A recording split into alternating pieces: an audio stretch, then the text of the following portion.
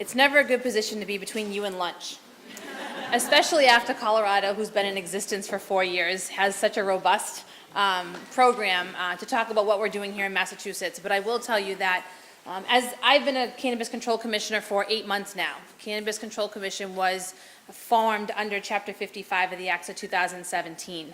In full disclosure, I will tell you that I am the only person in Massachusetts that voted no on the question, yes on the law, and is now regulating the law that I voted on, which came as quite a shock when Governor Baker called to ask me to do this job.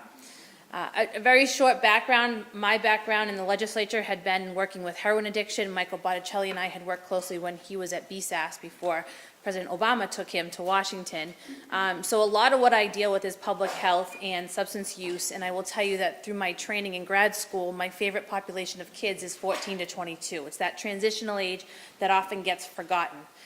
So a lot of what you hear me talk about are the kids that are in the transitional age who really want to be adults, but will call home for money every chance they get. I will tell you that over the course of 8 months, there are 5 commissioners, there are 4 others and myself. We have worked to surpass, I think, many expectations set forth under Chapter 55. We've met all our goals and our deadlines. We have a final regulations that were promulgated in March of 2018. They are all online. If you go to cannabiscontrolcommission.com, I believe that's our website. It changed a couple of times. You'll see all the public documents. You'll see the guidances we have for municipalities. You'll see the regulations, which is 100 pages of riveting reading. But within those 100 pages, I think it's important to note that there are a lot of public health sort of provisions that you don't even notice. And I specifically ask you to look at the edibles section, the advertising, the branding, the marketing, the labeling, and the packaging. Because in my opinion, there are more things you can't do to market your business in Massachusetts than you can do to market your business in Massachusetts. While Jessica gave us an amazing presentation from Colorado, things are going to be a little bit different here in Massachusetts. We're not going to allow the marijuana leaf to be anywhere in marketing in Massachusetts. We're making sure that our public awareness campaign gets a jump start. And I have to thank Governor Baker, because I believe the $2 million that he sort of gave us to jumpstart the program was enacted in the Senate yesterday and is going to his desk for the signature. Because under sections 51 and 52 of the Chapter 55, we're mandated to do public awareness campaigns, not only for public health, but for public safety. And driving what under the influence is one of those public health campaigns. But we're mandated to do this with revenue obtained through the sale of adult use of marijuana. Well, we haven't sold anything yet. And so after talking to our good friends in Colorado, and I will tell you that in the time that we've been doing this for the Cannabis Control Commission, our partners in the other states have been phenomenal in telling us what they did right and what they did wrong. And one of the things we found was that, you know, with all due respect to Colorado, they didn't get their public awareness campaign out fast enough. And so we didn't want to make that mistake. And I was really adamant about getting some money ahead of time so we can start to get our public awareness campaign not only in action, but in place before these stores open up. So it's going to be a very tight deadline. And I thank my friends from Moore who are here, who are working extremely hard. And I've been a pain in the neck to them, but also the Department of Public Health. One distinct difference between Massachusetts and other states across the country is that the Cannabis Control Commission here is standalone and unique. We are not part of the Department of Public Health. And many of you know about the medicinal program for marijuana that we have here in Massachusetts. Currently, that is under the Department of Public Health. But under the statute, will become under the Cannabis Control Commission by December 31st. So by the end of the year, everything cannabis related is going to come under the Cannabis Control Commission. And I think that's very important because right now, many of you are in cities and towns that are going through your town meeting process and they're getting medicinal and adult use confused. What you're voting on in your town meetings and what your selectmen and your city councilors should be talking about is the adult use side, not the medicinal side. That's been in existence for a couple of years. That has nothing to do with what we're about to regulate and give licenses for in June. Having said that, the one thing I will tell you is that because Question 4 was the overarching language that sort of brought marijuana to the forefront here in Massachusetts. The one thing that I always talk about, and I don't say this because I voted no, I say this because as a former legislator, details mattered to me, was that it never accounted for the 351 independent cities and towns that can take action. So when we talk about the amount of money that is coming to your town from the new retail facilities, they never took into account the number of cities and towns that were going to say no and that were going to ban this. So when you look at the numbers and you hear people from either side talk about what a cash flow this is going to be, make sure you pay attention to who's talking.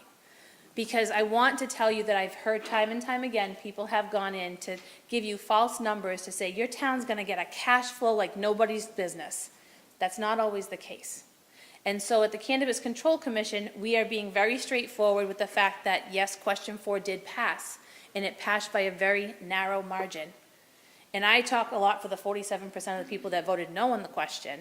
We want to make sure that this is done responsibly. We want to make sure that this is done in a regulatory manner, and we want to be very unbiased when it comes to our conversations with you.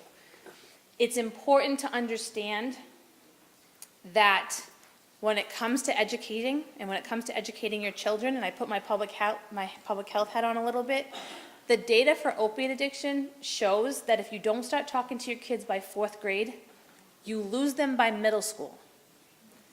And while I've become accustomed to talking about addiction the same way I talk about the weather, and it's very uncomfortable, and I've put many people in detox and had their families find out later, the truth of the matter is we have got to talk. We have to talk to kids, we have to talk to teachers, we have to talk to our public safety personnel, our hospitals. There's a whole group of people behind the scenes that are working hard to ensure that Massachusetts is safe. And I will tell you, it's true what Jessica says, we can't do alcohol versus opiates versus marijuana, because the truth is they're all legal. They're all legal. Opiates are legal. Marijuana is legal, and so is an alcohol. So it's important that we take a responsible approach. And I think that's what we've done at the commission, is take a responsible approach to regulate this industry. The one, I am not going to bore you with a PowerPoint, because my PowerPoints are 2 hours long. But I will tell you that if you would like me to come talk to your group, or if you'd like someone from the commission to come talk to your group, let us know. I have literally been from Lenox to Martha's Vineyard to talk to different pockets of people in different sectors of the Commonwealth, because we want people to truly understand. I can't tell you what our logo is yet in Massachusetts for our public awareness campaign, because we haven't finalized that yet. Our focus groups have just ended, and we're now moving towards the next phase of our campaign. But what I can tell you is that there is movement, and there has been a lot of conversation about how to do this responsibly. You have 5 commissioners with an ever-growing staff of people. Today I have with me Julie Johnson, who is our Director of Research, who comes from Johns Hopkins and has a background in substance abuse. We are paying attention to what the public health effects are. And we are hoping that you'll be partners with us, and that you'll pay attention to our website, and to ensure that you understand, that you know what we're doing, because we're trying to be as transparent as possible.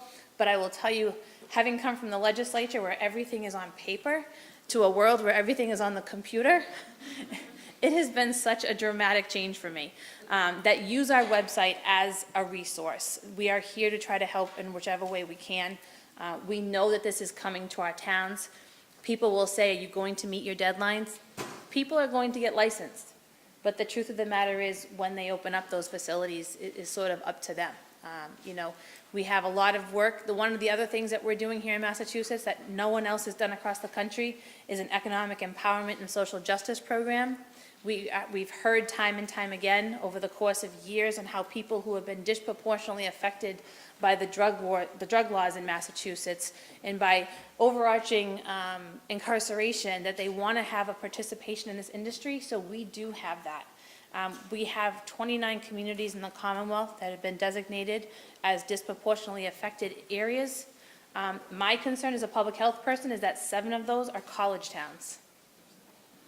And so that's something that we also need to think about, is that those college kids who are just 18 but not yet 21, what are we doing with them? And so I ask you to pay attention as the research unfolds and as we be able to move forward. One of our biggest obstacles is that this substance is federally illegal. So no matter what we do, and as Michael Botticelli said, we have a new Attorney General at the helm. We have a new administration. Love them or hate them, take them or leave them, they are in charge. And so we are operating as a standalone state, as many have, and one of the congressmen in Colorado has even sort of pushed the president to say, hey, let us decide our own fates. You let us do that with other things. We are working in a very interesting, difficult, and winding industry. So as you look at what Colorado's done and look at some of the other states, realize we're in our infancy stages. We're not going to see the robust industry that Colorado has right now because we have to get there. I'd be happy to take questions. I know Jessica and I are going to sit down to take questions from you, but just realize that we are working to get this done on time. We are working very hard to ensure each and every community is considered as we move forward, and that we're doing as much as we can in Massachusetts to be transparent and to also be responsible so that this is a responsible and safe industry. Thanks.